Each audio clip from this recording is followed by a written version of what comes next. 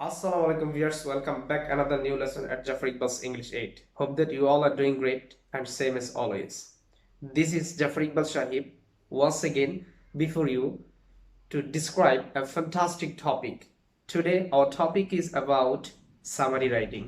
Okay viewers, আমি মোহাম্মদ জাফর ইকবাল সাহিব আবারও আপনাদের সামনে নতুন একটা ইম্পর্টেন্ট টপিক ফ্যান্টাস্টিক টপিক নিয়ে আলোচনা করতে যাচ্ছি। অ্যাকচুয়ালি এই সামারি রাইটিং, আজকের এই টপিকটা সামারি রাইটিং নিয়ে। তো এই টপিকটা ক্লাস 6 টু ইন্টারমিডিয়েট পর্যন্ত যারা ইউনিভার্সিটিতে পড়েন সকলের জন্য সামারি রাইটিং আজকের এই টপিকটা খুবই ইম্পর্টেন্ট। আজকের এই ভিডিওটা, আজকের এই ক্লাসটা আপনি যদি ফার্স্ট টু লাস্ট দেখেন, ইনশাআল্লাহ পরীক্ষায় কিভাবে একটা স্ট্যান্ডার্ড, একটা স্মার্ট সামারি লিখতে পারেন এবং কিভাবে পরীক্ষায় সামারি থেকে 10 মার্কস থেকে 8, 9 এবং 10 পেতে পারেন, সেই কৌশলটা আপনি আজকে জানতে পারবেন এবং শিখতে পারবেন ইনশাআল্লাহ। সো আজকের এই ভিডিওটা এই শুধু মুখস্থ না করে, শুধু টেকনিক ফলো করে প্যাসেজ থেকে কিভাবে 8 থেকে 10 পাওয়া যায় সেই টেকনিক আমরা আজকে শিখবো। So let's get started.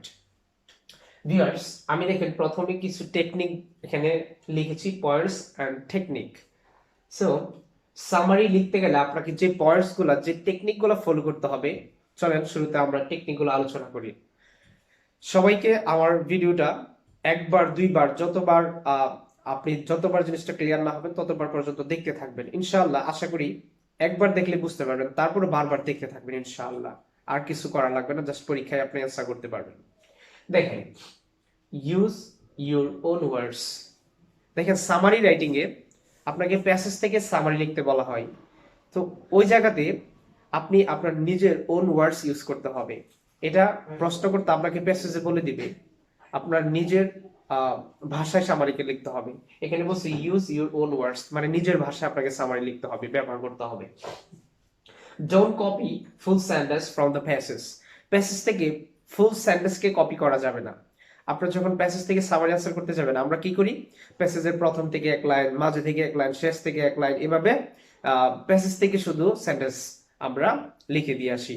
আপনারা অবশ্যই অবগত আছেন যে যে স্যার আপনাকে যে স্যার আপনার খাতা দেখবে, আপনার সামারি মূল্যায়ন করবে, সে স্যার অবশ্যই প্যাসেজটা স্যারের পড়া আছে। স্যার জানে কোনটা প্যাসেজের লাইন আর কোনটাতে আপনি নিজের লাইন, আপনার ক্রিয়েটিভিটি আপনি প্রকাশ করেছেন। সো কখনো ফুল সেন্টেন্স প্যাসেজ থেকে কপি করা যাবে না। ওকে, তারপর চলে আসেন তৃতীয় number points, language should be easy and simple. আপনার সামারির ভাষা হতে হবে সিম্পল এবং ইজি এবং smart. Avoid first person I and we. যখন সামারিতে ফার্স্ট পারসন থাকে তখন ফার্স্ট পারসনকে অ্যাভয়েড করতে হবে। আই অথবা উই গুলা যখন সামারিতে থাকবে, পারসন গুলা লেখা যাবে না। Avoid unnecessary discussions, examples and interrogative and exclamatory sentences. যদি কোনো প্যাসেজের ভিতরে আপনার ইন্টারোগেটিভ সেন্টেন্স থাকে, এক্সক্লামেটরি সেন্টেন্স থাকে, এই জিনিসগুলা আপনার সামারি লেখার সময় লেখা যাবে না। ওকে, ওইগুলাকে সিম্পল সেন্টেন্সে লিখতে হবে এবং কোনো আননেসেসারি ডিসকাশনস এবং এক্সাম্পল দেওয়া যাবে না, বেশি কথা লেখা যাবে না। মনে রাখতে হবে সামারিতে আপনাকে সারাংশ চাবে, সারাংশ লিখতে বলা হয়েছে। এখানে আজে বাজে আননেসেসারি অপ্রয়োজনীয় কোনো কথা লেখা যাবে না। তারপর চলে আসে use some synonymous words and sentence connectors. আপনি চাইলে আপনার রাইটিং এ আপনি কিছু সিনোনিম ইউজ করতে পারেন। একটা ওয়ার্ডের সিনোনিম, একটা ওয়ার্ডের সমার্থক শব্দ আপনি ইউজ করতে পারেন। সরাসরি আপনি ওই ওয়ার্ডটা না লিখে প্যাসেজ থেকে ওই ওয়ার্ডের সিনোনিম দিয়ে ইউজ করবেন, তখন আপনার এখানে ক্রিয়েটিভিটি প্রকাশ পাবে। তারপর দেখেন, the summary should be 1/3 of the pages like a single paragraph. আপনার যে সামারিটা, এই সামারিটা প্যাসেজের 3 ভাগের 1 ভাগ হতে হবে কমপক্ষে। তো একটা সামারি দেখতে একটা সিঙ্গেল প্যারাগ্রাফের মতো হতে হবে। লং, আপনি বেশি লিখলেই যে বেশি মার্কস, এটা ভুল কথা। আপনি অল্প লেখায়, অল্প কথায় আপনি সামারি থেকে ফুল মার্কস পাবেন, বেশি লিখলে নাম্বার কম পাবেন, এটা মাথায় রাখতে হবে। এবং সামারিটা দেখতে একটা প্যারাগ্রাফের মতো হবে, একটা সিঙ্গেল প্যারাগ্রাফ। তার মানে সামারিতে একটা কথা সবসময় মনে রাখবেন, কখনো প্যারা করা যাবে না। সামারিতে যদি প্যারা করেন তাহলে মার্কস কম পাবেন, প্যারা করলে মার্কস আপনি খুবই কম পাবেন। তো সামারিতে কোনো প্যারা করা যাবে না, এক প্যারাই লিখতে হবে। দেখেন এখানে একটা সামারি এক্সাম্পল দেওয়া আছে। সামারিতে কখনো প্যারা করা যাবে না, তার মানে প্যারা সবাই বুঝেন, সামারিতে কখনো কোটেশন দেওয়া যাবে না, প্যারা করা যাবে না। তারপরে চলে আসেন, দেখেন আমরা একটা সামারি রাইটিং এখানে একটা এক্সাম্পল দিয়েছি, যেটা ইন্টারমিডিয়েট স্টুডেন্ট যারা আপনারা এখানে আছেন, intermediate SSC English first paper বইয়ের একটা ইম্পর্টেন্ট প্যাসেজ কুয়াকাটা থেকে নেওয়া। সো আমি আপনারা এই ধরনের যে কোনো প্যাসেজ বই থেকে প্যাসেজের মাধ্যমে আপনার এই যে মেথডটা ফলো করে আপনি বাসায় প্র্যাকটিস করবেন। ওকে, দেখেন এখানে সামারি রাইটিং এর জন্য শুরুতে দুইটা কথা আমি লিখেছি, কি জন্য বিখ্যাত, কিওয়ার্ডস এন্ড কি লাইন্স। তার মানে আপনি যখন একটা সামারি পরীক্ষায় একটা প্যাসেজ আসবে, অবশ্যই প্যাসেজটা হয়তো কোনো ব্যক্তি সম্পর্কে আসবে, না হয়তো কোনো বিখ্যাত স্থান সম্পর্কে আসবে, না হয়তো কোনো বিখ্যাত ঘটনা সম্পর্কে, কোনো একটা ঘটনা সম্পর্কে আসবে, কোনো বিখ্যাত স্থান সম্পর্কে আসবে, না হয় কোনো ব্যক্তি সম্পর্কে, বিখ্যাত কোনো ব্যক্তি, যেমন Kazi Nazrul Islam, Socrates, William Shakespeare, এই ধরনের বিখ্যাত ব্যক্তি সম্পর্কে, জহির রায়হান। আপনারা যখন 9-10 বইগুলো পড়ছেন অবশ্যই যে নেলসন ম্যান্ডেলা, হ্যাঁ, তারপর হচ্ছে Martin Luther king J R, এদের সম্পর্কে কোনো বিখ্যাত ব্যক্তি সম্পর্কে হয়তো সামারি লিখতে বলা হবে, না হয়তো বিখ্যাত কোনো ঘটনা, না হয় বিখ্যাত কোনো স্থান। এই জিনিসগুলো থেকে যে কোনো একটা টপিকের উপরে আপনাকে সামারি লিখতে বলা হতে পারে। ওকে, সো যে কোনো টপিকে আসুক না কেন আপনি জাস্ট এই মেথডটা ফলো করবেন, ইনশাআল্লাহ সামারি থেকে 8 থেকে 10 পাবেন ইনশাআল্লাহ। সো এখানে দেখেন কুয়াকাটা প্যাসেজটা অবশ্যই আপনাদের সবার পড়া, আপনাদের জানা। আপনি কুয়াকাটা প্যাসেজটা আপনি বইটা সামনে নিয়ে বসবেন, আমার ভিডিওটা দেখবেন। তো আমি কিভাবে প্যাসেজ থেকে কুয়াকাটা প্যাসেজ থেকে এই সামারিটা সাজিয়েছি। তো সর্বপ্রথম যেই কথাগুলা, কি জন্য বিখ্যাত, কিওয়ার্ডস এন্ড কি লাইন্স। কিওয়ার্ডস এন্ড কি লাইন্স মানে কি? দেখেন কোন ব্যক্তির সম্পর্কে যদি কোনো প্যাসেজ আসে, তো আপনাকে ওই প্যাসেজ থেকে মেইন পয়েন্টস গুলা, কিওয়ার্ডস গুলা, কি লাইন্স গুলা খুঁজে বাইর করবেন।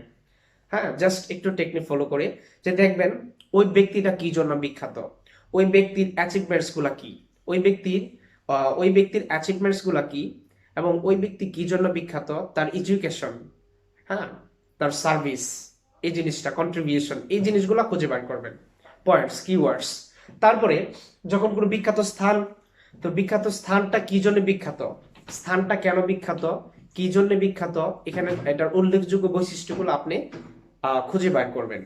তারপরে কোনো ঘটনার কজ এন্ড ইফেক্ট, তারপর হচ্ছে ঘটনার ফিচার এবং অন্য কোনো জিনিস সম্পর্কে আসলে ওই জিনিসের বর্ণনা, ইন্ট্রোডাকশন, এই জিনিসগুলা আপনাকে কিওয়ার্ডস গুলা ওই প্যাসেজ থেকে খুঁজে বার করবেন। তারপরে যারা আমার এই কথাগুলো বুঝতেছেন না তাদের জন্য বলতেছি যে আপনি প্যাসেজ থেকে হুবহুব ওয়ার্ড না লিখে কিছু সিনোনিম ইউজ করবেন। অ্যাক্টিভ ভয়েসকে প্যাসিভ ভয়েসে লিখতে পারেন, প্যাসিভ ভয়েসকে অ্যাক্টিভ ভয়েসে লিখতে পারেন, কিছুটা সংযোজন বিয়োজন, তার মানে কিছু বাদ দিবেন, কিছু ঢুকাবেন, এরকম হুবহুব প্যাসেজ। আপনি আপনাদের মাঝে আরেকটা কোয়েশ্চেন, আমার একটা কোয়েশ্চেন, সেটা হচ্ছে আপনি প্যাসেজের বাইরে তো লিখবেন না, অবশ্যই প্যাসেজ থেকে লিখতে হবে। তো প্যাসেজ থেকে কিভাবে লিখবেন? প্যাসেজ থেকে অবশ্যই আপনাকে প্যাসেজের লাইনটাই লিখবেন, কিন্তু আপনার নিজের ভাষায়। দেখেন প্যাসেজে একটা কথা যেভাবে একটা কথা বড় সেন্টেন্স দেওয়া আছে, একটা কমপ্লেক্স সেন্টেন্স দেওয়া আছে, এটাকে আপনি শর্ট করে ছোট করে আপনার নিজের ভাষায় অন্যরকম ভাবে লিখতে পারবেন, তাই না? যেমন আহ, আপনি একটা জিনিসকে যখন বর্ণনা করতে যাবেন, তখন এই জিনিসের বিস্তারিত বর্ণনা না করে আপনি জিনিসটাকে শর্টে বুঝিয়ে দিতে পারেন। হ্যাঁ, যেমন একটা কথা যে mister Rahim is a person, he is a teacher. তাই না? এই যে দুইটা কথা, দুইটা সেন্টেন্স আমি বললাম, দুইটাকে দেখেন শর্টে আপনি বলতে পারেন mister Rahim is a teacher. তার মানে দুই সেন্টেন্সের বর্ণনা এক সেন্টেন্সে আপনি প্রকাশ করলেন। এই যে এই ধরনের টেকনিক ফলো করে আপনাকে সামারি রাইটিং করতে হবে। সো চলেন আপনার কুয়াকাটা প্যাসেজ থেকে আমি কিভাবে সামারিটা সাজিয়েছি খুবই ভালো করে খেয়াল করেন। দেখেন কুয়াকাটা, আরেকটা জিনিস আমরা অনেকেই কি করি, অনেক সময় রাইটিং এর শুরুতে লিখি যে the text or the passage is about, এই কথাটা আমরা লিখি বিষয়টা। অবশ্যই বিষয়টা আপনি লিখতেও পারেন, নাও লিখতে পারেন, আর না লেখাটাই বেটার। কারণ হচ্ছে যে প্যাসেজটা আপনার, যে প্যাসেজ থেকে সামারি লিখতে বলা হয়েছে, এটা প্রশ্নকর্তাও জানে, সবাই জানে, সো এটা আর লেখার কি আছে। সো আপনি প্যাসেজ থেকে যে প্যাসেজের নামটা হুবহুব না লিখেও আপনি পারেন। যেমন প্যাসেজ ইজ অ্যাবাউট কুয়াকাটা, তো প্যাসেজ তো কুয়াকাটা থেকে আসছে। তো এখন আপনি যদি বলেন যে প্যাসেজ ইজ অ্যাবাউট কুয়াকাটা, তার মানে কথাটা একটু আননেসেসারি, মানে অপ্রয়োজনীয় হয়ে যায়। তো আমি আপনাদেরকে বলবো যে একেবারে সামারিটা হতে হবে একবারে শর্ট, এবং মূল কথায় নিয়ে আসতে হবে, মূল কথাটা আপনি বোঝাই দিতে হবে। আচ্ছা, তো এখানে জিনিসটা এইভাবে লেখা যায় যেতে পারে যে The passage is about Kuakata, which is one of the charming sea beaches in Bangladesh.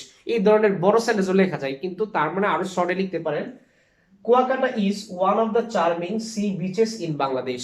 দেখেন এই যে কথাটা, এটা কিন্তু প্যাসেজে নাই, কিন্তু আমি কিন্তু এই কথাটা নিজের ভাষায়, যেহেতু কুয়াকাটা বিখ্যাত একটা বিচ, এই জন্য লিখলাম Kuakata is one of the charming sea beaches in Bangladesh. এখানে চার্মিং কথাটা ইউজ করেছি। প্যাসেজ যদি থাকতো অ্যাট্রাকটিভ, আপনি অ্যাট্রাকটিভ না বলে চার্মিং বলতেন, বা প্যাসেজে চার্মিং আছে আপনি অ্যাট্রাকটিভ বলেন, এই যে এটাকে আপনার ক্রিয়েটিভিটি আপনার প্রকাশ পাবে। তারপরে দেখেন, it is located in the southern most side of Bangladesh, তাই না? তাহলে এই যে এটা কোথায় অবস্থিত, হ্যাঁ সেই জিনিসটা এখানে লিখে দেওয়া হচ্ছে, এটা অবশ্যই প্যাসেজে আছে। তারপরে দেখেন, an outstanding combination of the natural beauty, sandy beaches, blue sky and the evergreen forest makes Kuakata most attractive to tourists. এই যে লাইনটা, এটা সম্পূর্ণ লাইনটা প্যাসেজে আছে, কিন্তু প্যাসেজে থাকলেও আমি কিন্তু এই জিনিসটা একটু প্যাসেজ থেকে ঘোরায় লিখেছি। আপনারা অবশ্যই বইটা সামনে যদি থাকে জিনিসটা ক্লিয়ার হবেন। দেখেন এখানে an outstanding combination, এটা প্যাসেজে আছে an excellent combination।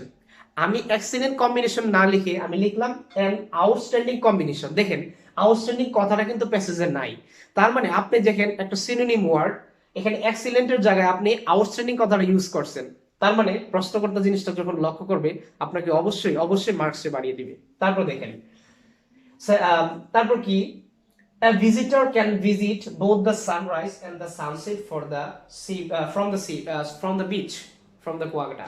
এই কুয়াকাটায় একটা ভিজিটর কি করতে পারে, হ্যাঁ সানসেট এন্ড সানরাইজ, সূর্যাস্ত এবং সূর্যোদয় দুইটা জিনিস কি এনজয় উপভোগ করতে পারে কুয়াকাটাতে।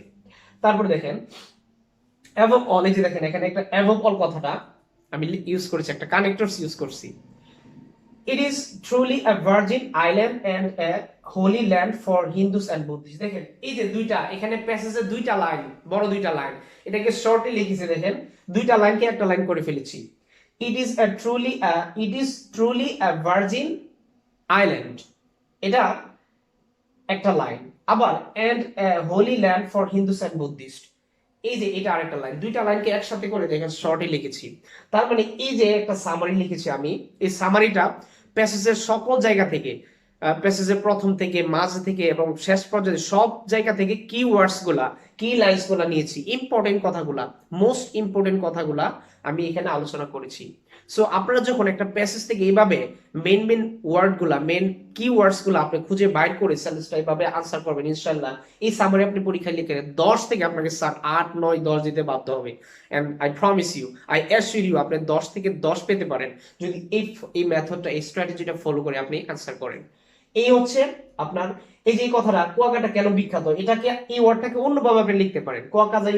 Kuakata is famous for sandy beaches, blue sky and the evergreen forest and the bay of Bengal. এই কথাগুলো কি আপনি এখানে অন্যভাবে লিখতে পারেন। তার মানে হচ্ছে ক্রিয়েটিভিটি, রাইটিংটা হচ্ছে আপনার কাছে। রাইটিং আপনাকে কেউ শিখিয়ে দেবে না, রাইটিং হচ্ছে আপনি একটা জিনিসকে কত সুন্দর করে সাজাবেন সেটা আপনার কাছে। সো ভিউয়ার্স, আশা করি ক্লাসটা আপনার কাছে ভালো লাগছে এবং ইনশাআল্লাহ এই ক্লাসটা যদি আপনি ফুললি মনোযোগ সহকারে দেখেন, পরীক্ষা ইনশাআল্লাহ সামারি থেকে 10 থেকে আপনি 8 9 10 পেতে পারেন। আপনি যে কোনো ক্লাসের স্টুডেন্ট হোক, 6 7 8 9 10 সব ক্লাসে সামারি রাইটিং পরীক্ষা আসে।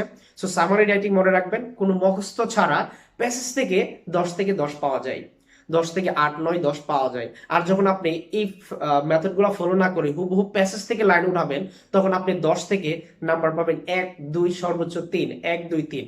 সো 10 থেকে 8 9 10 পাওয়ার জন্য আপনাকে অবশ্যই এই মেথডটা ফলো করবেন। ইনশাআল্লাহ আমি আপনাকে অ্যাসিওর করছি এই মেথডটা ফলো করে সামারি রাইটিং ইনশাআল্লাহ পরীক্ষায় আপনি ভালো মার্কস পাবেন, 8 9 10 পাবেন ইনশাআল্লাহ। সো ভিডিওটা যদি সবার কাছে ভালো লাগে, এই ভিডিওটা সবার কাছে শেয়ার করে দিবেন, ফ্রেন্ড সার্কেল সবার কাছে শেয়ার করে দিবেন। ইনশাআল্লাহ মনে রাখবেন এই ভিডিওটা আপনার জন্য খুবই খুবই ইম্পর্টেন্ট।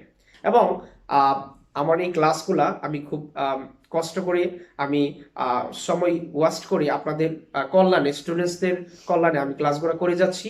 ইনশাআল্লাহ আমি প্রতিনিয়ত ক্লাসগুলো করে যাব আপনাদের জন্য। সো সবার কাছে আমার একটা রিকোয়েস্ট, আমার এই ক্লাসগুলো যদি আপনাদের ভালো লেগে থাকে সবার মাধ্যমে শেয়ার করবেন, আমার চ্যানেলটাকে ইনশাআল্লাহ সাবস্ক্রাইব করবেন এবং সবাইকে যদি আমি আমার নলেজ শেয়ার করতে পারি, knowledge sharing is an ultimate happiness. So সবার কাছে আবারও দোয়া চেয়ে সবার ভালোবাসা কামনা করে আমি আজকের ক্লাস এখানে শেষ করছি। আম, সবার সাথে আবারও দেখা হবে নতুন কোনো টপিক নিয়ে। সে পর্যন্ত সবাই সুস্থ থাকেন, ভালো থাকেন, আল্লাহ হাফেজ।